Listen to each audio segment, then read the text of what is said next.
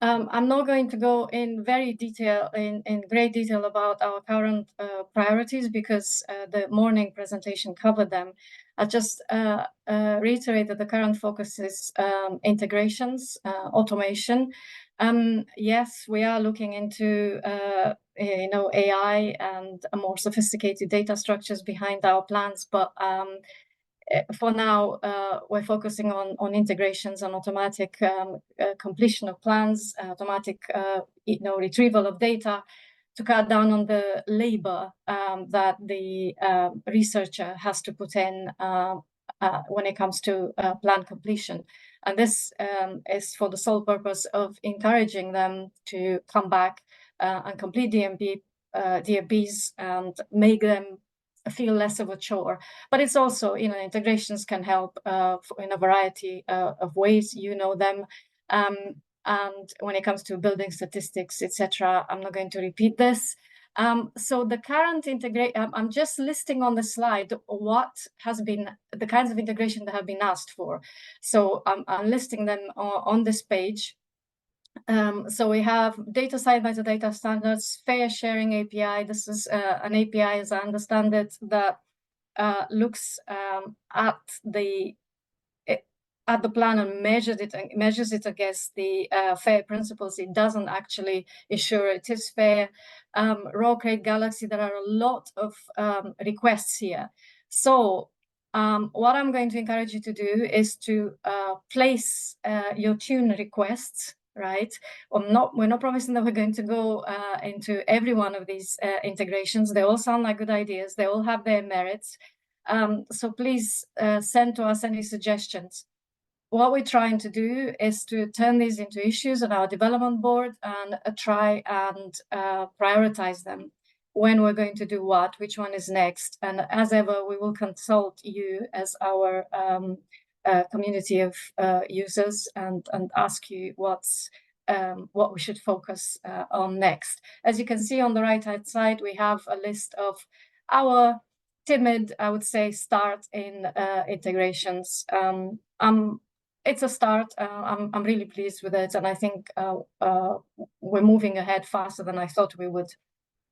But I mentioned before that the reason why we're moving ahead at a more cautious, slower pace is that all of these integrations, I don't want them to affect the user interface. I just want the user to notice the automation, but not have their user experience affected in any way. I want the DMPs to remain this easy to fill in, easy to answer set of questions. And the automation should be there, but as easily and as seamlessly integrated as possible. I don't want to blind them with our fancy data structures and anything like that. So I'll go on, come back to Federico, because I like the idea of what he said, that, there shouldn't be that much change to what the user sees, but what's underneath that, all of the data structures underneath the DMP should become more sophisticated. So please email me, email Magdalena, I email the DMPonline help desk. As I said, place your tune requests for integrations now. The next slide, perhaps I'm repeating some of what is being said in the morning, but I'd just like to reiterate that over the summer, we're also looking at prioritizing user and customer support enhancement. And we have some improvements to interface planned, improvements to existing functionality. For example, the feedback function, which is a major function within DMPonline tool. The feedback function, for those who don't use the tool regularly, is the one which enables data stewards to give researchers feedback on the plan they have just completed before they submit it to the funder. And a better dashboard for organizational administrators. At the moment, you have a menu kind of shyly showing in a corner, and at our last user group, we discussed how to make it more visible, how to make some of the functions within it more accessible, how to improve notifications, on-screen notifications in particular, so that you can see what's new. By the way, these are the new plans submitted for feedback, things like that. That's what I mean by dashboard. The tool won't change that much, but we want to improve it for org admins, because with us, the priority has always been the end user, as in the researcher, and sometimes we feel a bit how can I put it, guilty for neglected the organizational administrators a little bit. Okay, so one thing that has come is always bugging me is that I feel that users are not just users, I'm talking about our subscribing customers, are not making full use of the tool functionality. And I think we need to run more training sessions and also enhance our online help materials, as Magdalena mentioned in her slides this morning.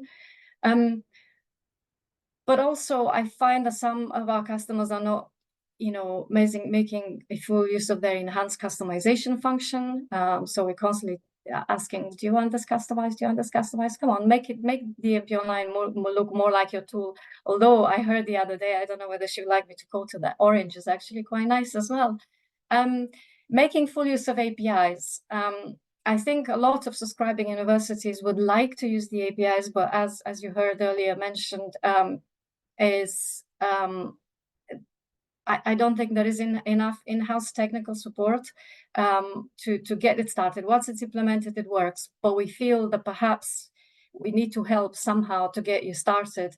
We were looking discussing earlier onto the possibility of an API summer camp, perhaps sometime in August, so that we can discuss how we can deliver this training. Is it going to be something like we did in the user group, I think it was late 2022, where we went through the full functionality of each of the APIs and said, and this is how it works? Or is it going to be one of those sessions where we go through the full functionality of each API and then we sit down and try and help universities kind of hands-on get it set up? We don't know quite how it's going to work yet, this summer camp. I'm hoping to get more universities to use, because it's not that difficult to set up. It just requires a little bit of technical support at your end. And as I said, training for both end users, researchers, and data stewards in general. We need to run more sessions. I think for end users, they would be more enticed into coming into these training sessions if we also offered generic training in more research data management topics, like Dominic did for earlier, talking about EOSC and the skill sets required, about FAIR data, what is the FAIR principles. Joy appeared once one of our user groups talking about FAIR data, and that generated a lot of interest. I think that would be, I think a lot of end users, the actual researchers, not just the data stewards, would be interested in learning about those topics and then listening a little bit to about DMPonline. So I think plugging in these kinds of trainings would be of benefit to everybody. Feel free to stop me and put in your suggestions. So forthcoming events. We publish them in the newsletter, and I've also put them on the website. These are the dates, and these are user groups. We typically invite a small group of subscribing universities, but they are really open to people who make regular use of DMPonline, and feel free to join them. At the moment, we have these dates. There will be an additional one in February, March. I don't know when IDCC 2025 is going to, the date for IDCC 25 is going to be confirmed shortly. And we will run a workshop as we normally do. What the theme will be, I don't know, but I'll come to you. I'll come to you, our user community, and ask what do you want to hear? What do you think you could benefit from?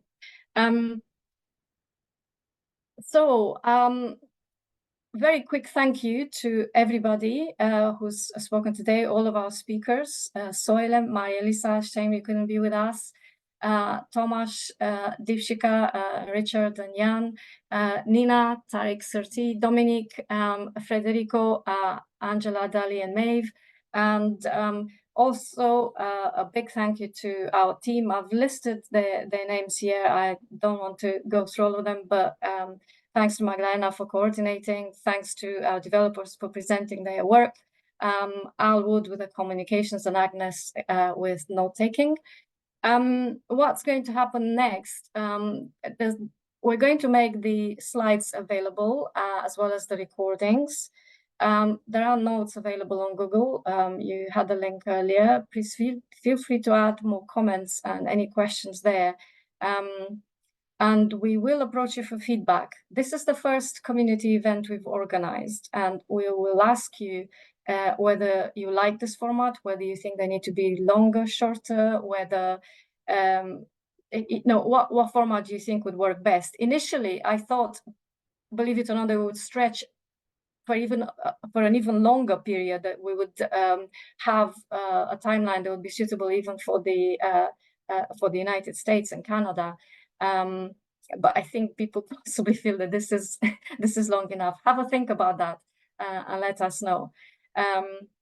But primarily let us know if you would want the community event repeated. That would be really useful to know. And that's it. Keep in touch. And once again, thank you so much for your input. And that's me. I'm gonna stop sharing. Any questions?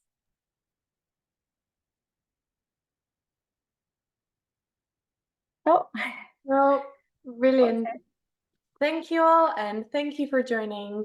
Hopefully, first of many community events, and I'll just repeat after Diana. We'll be sharing all the outcomes with you, possibly writing a blog post and sharing, asking you for some further feedback. So many thanks to the DMPonline team. Many thanks to all the speakers taking part, and many thanks to all of the attendees joining us in, asking questions, taking part. I hope you will feel inspired, empowered at the end of the session. We'll be able to share some new insights into the field. And like I said, the event was for you and about you, about our wonderful community. It is not limited just to DMPonline, but is connected to DMPonline. So many thanks to everybody who joined us today.